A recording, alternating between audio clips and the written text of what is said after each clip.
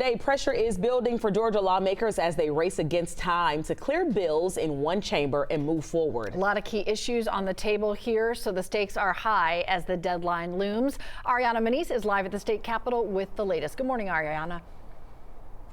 Good morning, Cheryl. Naisha, time is running out under the Gold Dome this legislative session.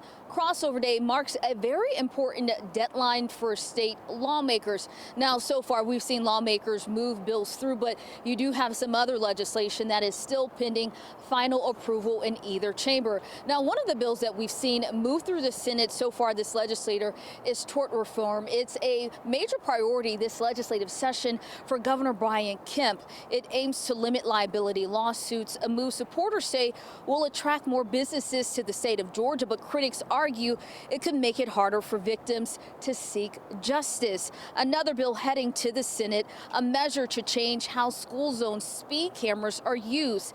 House lawmakers, they passed two separate proposals, one tightening restrictions on automated speed enforcement, the other allowing more cameras near school zones to protect students. The Senate will have to decide which version of the bill moves through their chamber. Now, you do have some bills that are still waiting for final approval. House Bill 1, the Pediatric Health Safe Storage Act, was introduced by Democrats in response to the Appalachia High School shooting.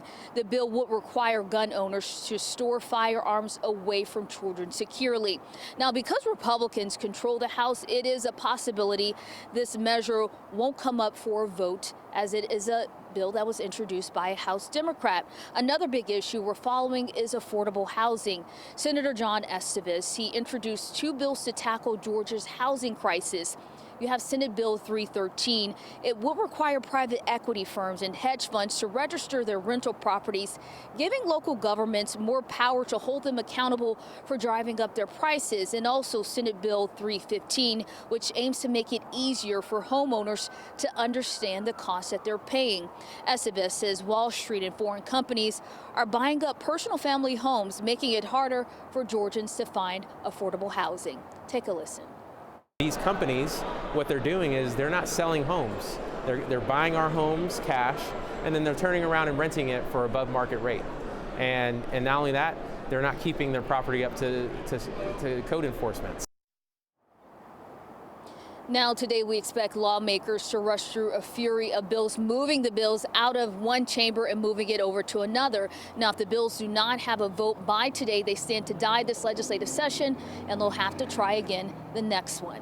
Reporting live from the state capitol, Ariana Manise for 11 Alive. Back to you. Thanks, Ariana. Another hot button issue we are watching. Georgia is one step closer to banning phones in public schools. The State House approved a bill to stop K through 8th grade students from using phones, smartwatches, tablets, or headphones during school hours.